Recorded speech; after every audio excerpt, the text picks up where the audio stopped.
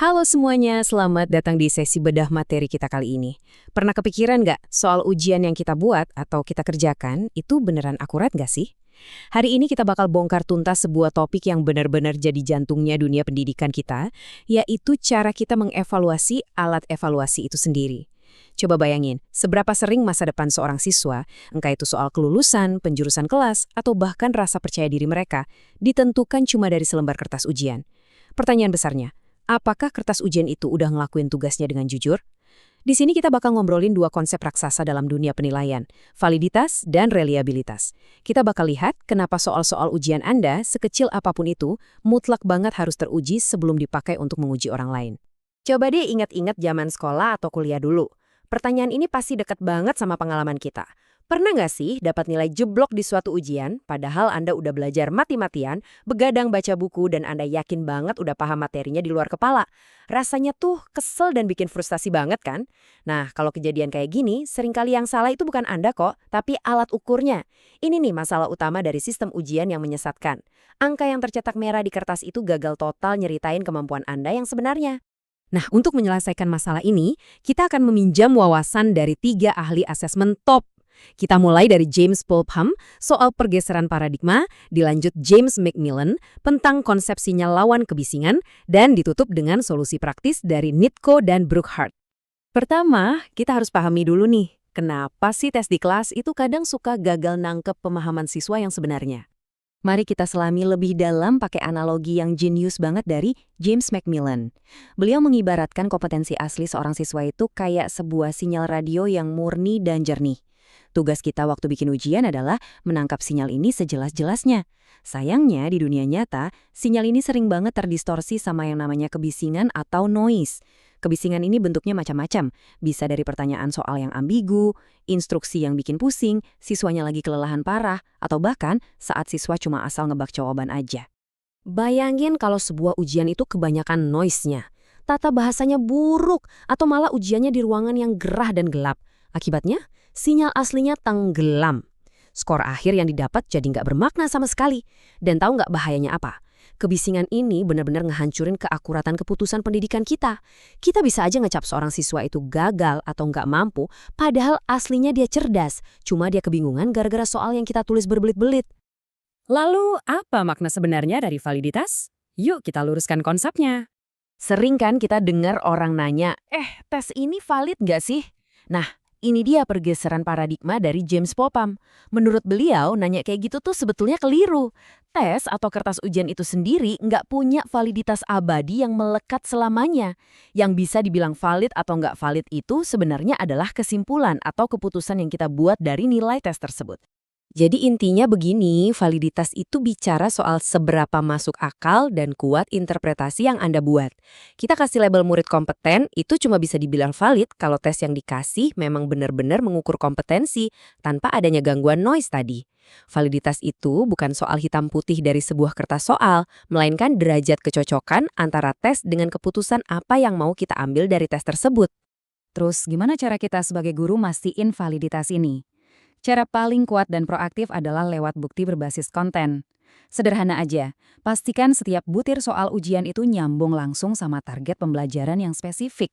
Logikanya, kalau di kelas kita ngajar topik A, tapi pas ujian yang ditanya topik B, ya interpretasi nilainya nggak bakal valid dong.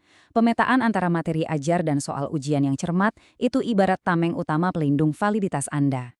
Sekarang, mari kita bahas gimana caranya meminimalisir noise atau error lewat reliabilitas. Kalau validitas nanya apakah kita mengukur hal yang benar, nah reliabilitas ini nanya apakah kita mengukurnya secara konsisten. Reliabilitas itu pada dasarnya adalah konsistensi. Bayangin seorang murid ikut ujian hari Senin, lalu ikut lagi ujian yang persis sama di hari Rabu dengan kondisi yang sama juga. Kalau tiba-tiba nilainya beda drastis tanpa alasan yang masuk akal, wah berarti tes Anda punya masalah reliabilitas tuh, terlalu banyak error di dalamnya. Kita bisa ngumpulin bukti reliabilitas lewat 3 cara nih. Pertama, tes retest atau tes ulang. Ini buat ngecek apakah hasilnya stabil dari waktu ke waktu. Kedua, bentuk alternatif.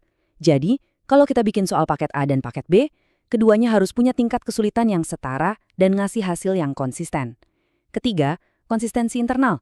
Ini buat mastiin semua butir pertanyaan di dalam satu soal ujian itu benar-benar kompak mengukur konsep yang sama.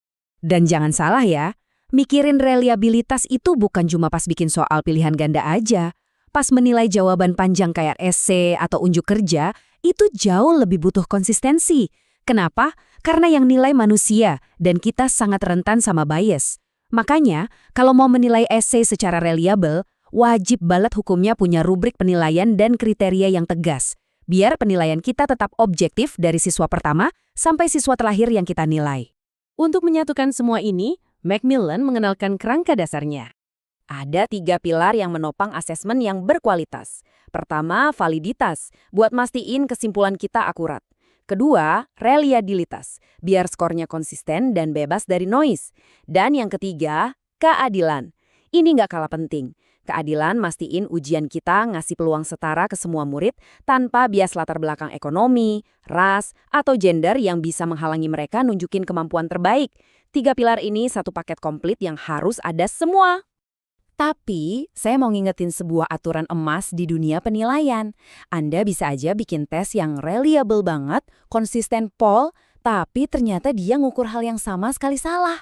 Bayangin Anda punya timbangan berat badan. Tiap dinaikin selalu nunjukin angka yang keliru, tapi stabil banget konsisten di angka itu. Timbangan itu reliable? Iya, tapi valid sama sekali enggak. Jadi ingat ya, sekedar skornya konsisten aja nggak cukup kalau interpretasi akhirnya udah melenceng. Nah, setelah tahu teorinya, apa nih aksi nyata yang bisa kita lakuin? Nico dan Brookhart ngasih jurus jitu yang bisa langsung Anda pakai buat menekan noise di kelas. Pertama, pastikan instruksinya itu super jelas. Jangan sampai siswa main tebak-tebakan apa kemauan Anda. Kedua, soalnya harus cukup banyak. Nggak adil kan menilai seluruh pemahaman bab dari satu soal doang? Ketiga, pertahankan tingkat kesulitan rata-rata di level sedang, biar gampang bedain mana siswa yang udah paham dan yang belum. Dan buat tugas berat kayak portofolio, libatin rekan guru lain untuk ikut menilai secara independen, biar lebih adil. Biar ujian Anda makin solid, coba terapkan 3 langkah ini di desain tes Anda berikutnya. Langkah pertama, haram hukumnya nulis soal sebelum bikin kisi-kisinya. Langkah kedua, waktu nulis draft soal, pastikan dia benar-benar nembak target belajar yang presisi. Langkah ketiga, siapin rubrik yang sejelas-jelasnya untuk pertanyaan apapun yang nggak dinilai sama mesin. Kalau ini dijalanin, Anda pasti bakal dapat sinyal murni dari kemampuan asli anak didik Anda. Pada akhirnya, ini semua bermuara pada satu tujuan krusial. Kita repot-repot nguji siswa itu kan bukan cuma buat formalitas atau kewajiban administratif mindahin angka ke rapor ya. Lebih dari itu, tujuan agung dari asesmen adalah supaya kita bisa ambil keputusan pendidikan yang akurat, adil, dan bisa dipertanggungjawabkan buat masa depan siswa.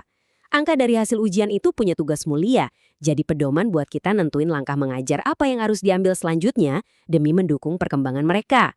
Sebagai penutup, saya mau ninggalin satu pertanyaan untuk direnungkan nih. Besok saat Anda ngebagiin lembar soal ke siswa, atau mungkin saat Anda sendiri lagi nunggu hasil tes, tanyain ke diri sendiri. Tes ini emang bakal keluarin sebuah angka. Tapi dengan semua noise yang mungkin ada, apakah angka itu jujur menyatakan kebenaran? Validitas dan reliabilitas itu bukan cuma sekedar jargon statistik ya, tapi itu adalah wujud integritas moral kita untuk para pelajar. Mari terus perbaiki cara kita mengevaluasi, redam kebisingannya, dan temukan sinyal belajar yang sesungguhnya. Terima kasih banget udah ngikutin sesi bedah materi ini, dan selamat menginspirasi kelas Anda.